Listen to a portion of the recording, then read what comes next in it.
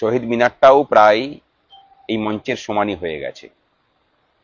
এই মঞ্চ যে লড়াই দেখেছে, যে লড়াই দিয়েছে, যে লড়াই দিচ্ছে, তাতে তার উচ্চতা ক্রমবর্ধমান। আমরা বলি যে যতদিন মঞ্চ আছে ততদিন অধিকার অর্জনের আশাও আছে, ততদিন বঞ্চনা মুক্তিরও আশা আছে। অনেকে প্রশ্ন করেন যে আর চালিয়ে কি হবে। আমরা বলি যে বঞ্চনা মুক্তিই যখন হয়নি তখন থেমেই বা কি হবে। থামিয়ে তো যে কোনো দিন দেওয়া যায়, কিন্তু যে গতিতে আমরা চলছি সেই গতিটাকে স্তব্ধ করিয়ে থেমে যাওয়াটাও হয়তো একটা মরণের সমান। যে সাথীরা এখনো পর্যন্ত দাঁতে দাঁত কামড়ে লড়ে যাচ্ছেন, যাদের জন্য লড়ছেন, সময় হয়েছে তাদের বিবেক বোধ এবং স্পর্ধাকে জাগানোর। যাদেরকে দেখছেন তারা তাদের ভোরবেলায় তারা সর্বে বেরিয়ে যাবেন নিজেদের অফিস কাছারিতে যোগ দিতে। আমরা সবাই কিন্তু এই ত্যাগটা স্বীকার করতে পারি, কিন্তু করি না কারণ অধিকার বোধের সেই জোর আমাদের অধিকাংশের মধ্যে নেই। মানুষ যখন অধিকার বোধে জেগে ওঠে তখনই বঞ্চনা মুক্তি তার কাছে স্বপ্ন থেকে বাস্তব হয়ে ওঠে। স্বামীজিকে একবার জিজ্ঞাসা করা হয়েছিল যে ভারত কবে স্বাধীন হবে। স্বামীজি বলেছিলেন ভারতবর্ষের মানুষ যেদিন চাইবে। আমাদেরকেও যদি জিজ্ঞাসা করেন যে কবে আমরা কর্মচারী সমাজ বঞ্চনা মুক্ত হব, আমরা বলি কর্মচারী সমাজ যেদিন চাইবেন।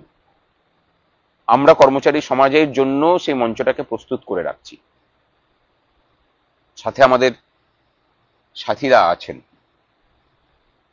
আমি প্রত্যেককে কিছু কিছু করে জিজ্ঞাসা করব যে কেন মনে হয়, কেন এখনো পর্যন্ত সমস্ত কিছুকে উপেক্ষা করে ভয় ভীত এত ত্যাগ স্বীকার করে কেন এই লড়াই চালিয়ে নিয়ে যাচ্ছেন, কিসের আশায়? আমাদের এই আন্দোলন শুরু হয়েছিল সরকারি বঞ্চনার বিরুদ্ধে নিজেদের অধিকার আদায়ের দাবিকে প্রতিষ্ঠা করার জন্য। আমরা এখনো সম্পূর্ণভাবে সেই অধিকার আদায় করতে পারিনি।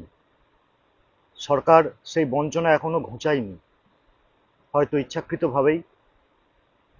আমরা সমস্ত রকম ত্যাগ স্বীকার করে পশ্চিমবঙ্গের আপামর কর্মচারী বৃন্দের প্রতিনিধি হিসাবে এই আন্দোলন ততদিন চালিয়ে যাব যতদিন না এই বঞ্চনা পুরোপুরি মুক্তি ঘটে। আমরা সেই দিনের অপেক্ষা করছি যেদিন আমাদের এই বঞ্চনা ঘুচবে এবং সমস্ত সরকারি কর্মচারী বৃন্দ একযোগে সেই অধিকার আদায় করবেন। ততদিন পর্যন্ত আমাদের এই আন্দোলন চলবে। এই মঞ্চটাতে আন্দোলন লড়াই চালানোর আর কি কোনো গুরুত্ব বা প্রয়োজন আছে বলে মনে করেন? অবশ্যই না, আছে।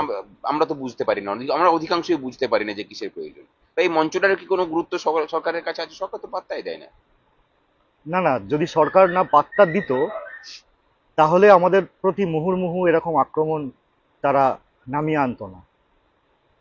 রাজনৈতিক বিরোধী দলের প্রতি তাদের যা ক্ষোভ, তার থেকেও আমাদের এই মঞ্চটাকে যারা চালিয়ে নিয়ে যাচ্ছেন, নেতৃত্ব দিচ্ছেন সামনে থেকে, তাদের প্রতি তাদের সেই ক্ষোভ এবং তাদের সেই রক্তচক্ষুর কবলে তারা আমাদেরকে ফেলছেন। যদি আমাদের সেই গুরুত্ব না থাকতো, যদি না এই মঞ্চে সেই গুরুত্ব থাকতো, তাহলে তারা আমাদেরকে কেনই বা এত গুরুত্ব দিতেন। হ্যাঁ, সেটা অবশ্য ঠিকই যে মানে আক্রমণ করছে মানে প্রতি আক্রমণে ভয় পাচ্ছে বলেই আর কি। অবশ্যই তাই। সেটা অবশ্য একটা ঠিকই। এখানে পরিতোষ বসে আছে।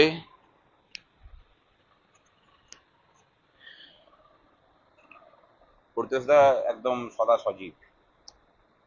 পরিতোষদাকে জিজ্ঞাসা করবো যে কোন আশাতে লড়াইটা চালিয়ে নিয়ে যাচ্ছে এখনো পর্যন্ত।